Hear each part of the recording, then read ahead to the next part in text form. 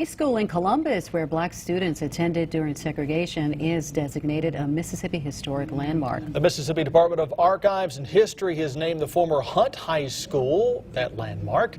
WTVA's Nicole Dantzler is live with what this means for Columbus Public Schools and the community. Tanya Craig, right here behind me is the former Hunt High School, which carries a lot of history and which will now be preserved for many to witness in the future. Earlier today on the phone, I spoke with Jason Spears, the Columbus School District Board President, just to see what it means for a building to be designated as a Mississippi landmark.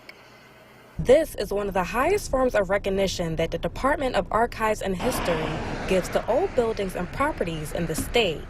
Spears says the district asked for the school to be considered a landmark almost a year prior to this decision. Members of the MDAH walked the grounds of the building and saw the history and significance it possesses. The former school opened in 1952 during segregation and later integrated with Lee High School in 1970. Nancy Carpenter, Board of Trustees member of MDAH, says Hunt was one of the most significant African-American schools in the state, and it's important to retain that history. Spears says the school produced great leaders and innovators that got their start here, and the district wants to utilize that in their school operations once it's rebuilt. As a state landmark, the guidelines for rebuilding is restricted. Nancy Carpenter says that some of the restrictions for renovating a building include access to the building and materials used to preserve it.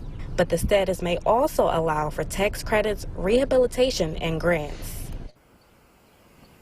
Spears says that the grants they may receive financially will help them to rebuild the Hunt facility after it was severely damaged in the February 23rd tornado.